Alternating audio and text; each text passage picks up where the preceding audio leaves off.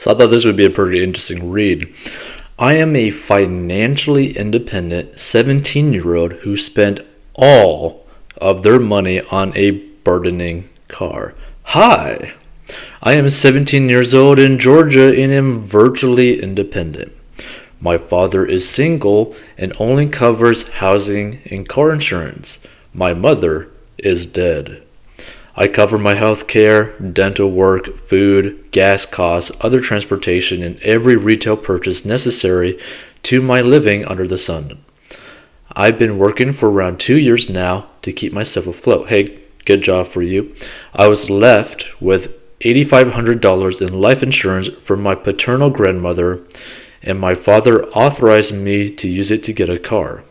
He did not help me with the process, and I, having no support system, used all of it to get a 2008 Honda Element with 190,000 miles. Sedans aren't an option in the area that I live because of how awful the roads are, so an older SUV was what I saw as my best option. Since buying this car a little under 6 months ago, November 2021, I've had to replace the water pump, crankshaft pulley, oil pressure switch, high beams, low beams, left window regulator, and my O2 sensors have busted. There's another issue that I suspect is either the power steering pump or the O-rings on it. When the oil pressure switch failed last week, I was on the interstate driving up to Atlanta and my car suddenly lost power and began declining in speed no matter how much I attempted to accelerate. I only ended up surviving that situation because my boyfriend's parents drove out and followed me back to their house 2 hours away and covered the emergency repairs at no cost to me, which I am incredibly lucky and grateful and ashamed for. The cost to maintain this car and fuel in this economy when I'm only getting 20 mpg is more than I can handle, but currently my only option. I've been between jobs for a month and am living off the rest of my savings until I get my first check. I know that I could just cut my losses and list it for $4,000 to have it gone within a month, but my father guilt trips me into keeping my car when I mention taking less than I paid for it. I love my car, but it is a financial burden and I just want it out. Any advice on how to better the situation would be appreciated. Edit to all those ridiculing me for my wording. I'd like to state that my father is using all my Social Security money from my mother's death every month on whatever the F. Him tolerating me living in his trailer out of legal obligation and adding my 16-year-old car to his insurance plan under his name with 1/5 of the money he's taken from me every month is not financial support. I feel as though virtually is a crucial word in my initial paragraph. Sorry for not including it in the title. Thank you. Okay, so if I was this person in this situation, I would sell that car as soon as I can and find a car that is more reliable. Because the reality of the situation is that you need a reliable car to simply work, right? Regardless of what your father's doing, regardless of what anyone else is doing, for your, one, own safety, and two, to continue your financial independence, you need a car that can work, that doesn't cost an arm and a leg for you to drive. That's the reality of the situation, right? Now that's going to probably be pretty hard to find an SUV that is reliable, that is only $4,000 roughly, right? Because obviously she still wants to have some money in the savings to actually live off until she gets her paycheck. So this is kind of a hard situation because obviously her home life is not great, obviously, but she needs to find a car, right? And I understand that she says that like her roads are super bad, but the reality is it's better to have a reliable car that's an actual sedan than an SUV that constantly breaks down. Like, that is the reality of the situation. And you could get a really cheap Honda or Nissan that's very good at gas mileage, but is, again, very, very cheap and reliable. Like, you want something that is extremely cheap to maintain. You want something that is really good on gas. And the only way for you to really do that is to basically get like a sedan, right? That is small, tiny, that costs basically nothing to run, that could go hundreds of thousands of miles. And even if something were to blow on it, you could replace it for a couple $100, right? Like, that's the situation that you basically need to do. Like this is the situation that you're actually in, right? That's how bad this situation is. And the reason why I say this is so bad is because her family situation is not great.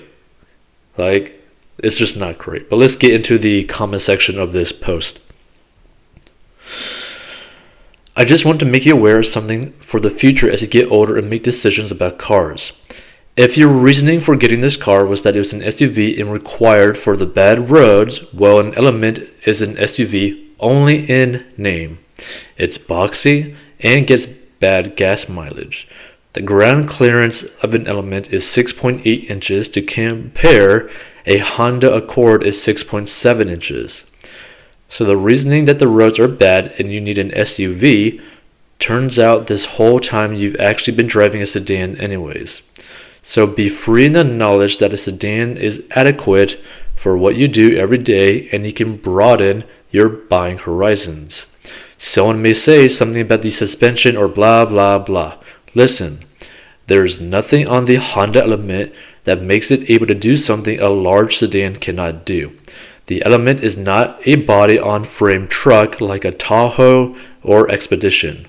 It is based on the Honda CR-V, which, while an SUV is a crossover, meaning it's a unibody constructed frame based on, you guessed it, the Civic, an even smaller sedan than the Accord. Don't believe the hype on trucks and SUV. Very few people actually need one. And this is the thing. This is very true. And really, the only people that actually need like an SUV, well, technically no one really needs an SUV. People who might need a truck are people who actually need to put like big things in the back of their bed, right? Like, those are the only people that actually kind of like need it. And otherwise, you could get like a 4x4 or all-wheel drive sedan for a lot cheaper if you're like in the snow and whatnot. Okay, I really wish more people were like you and told others stuff like this. I cannot tell you how many times I've heard the all-wheel drive is required routine from people around here because it snows and snows quite a bit, but all the taxis that are Prius do just fine. Same with ground clearance. I've been told more than once that it's fine, my SUV is only two-wheel drive because it's still an SUV, so it's better in the snow and all that. Its last gen RAV4, it's got 6.3 inches of ground clearance.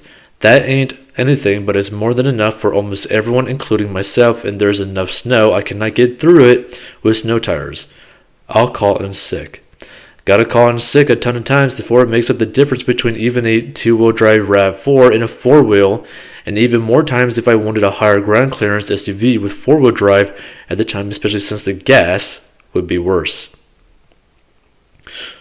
Okay, I would add that any car with 190,000 miles on it, these are normal maintenance items that have failed on you. There are most definitely other things that require maintenance according to the manufacturer's maintenance schedule, and these are things that are expected to wear out that are on that schedule. On top of that, there are probably more things that will fail prematurely, but you own it outright. Paying to fix other things is usually cheaper than a monthly car payment over time until it isn't. Like if you have a blown motor or transmission, change your oil regularly. Yes, that is exactly what you need to do. Honestly, unless you have to drive on unpaved Forest Service roads or something like that a lot, you do not need an SUV. A lot of people have convinced themselves they do, but if you live in the US and only drive on paved roads, there's very little chance that the roads are actually bad enough that a regular sedan won't be able to handle them. Yeah, so this is the thing, right? This is the thing that people need to understand.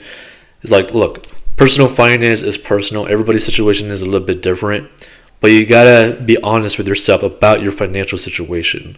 And in this situation, this person, this individual, needs to sell this car and get something that is very good on gas mileage, like very good, because that savings would probably be enough. That alone would probably be enough to where she could start saving money once she's starting to get her regular paycheck. And she can start building up this like savings so that if she wants to go to school or do whatever to like increase her skills to get a better paying job, she can, right? So she just needs to be very careful. Like, that's the reality.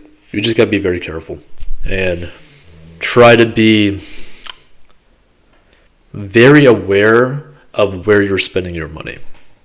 If you want to learn how to get out of debt, go to 40inbox.com.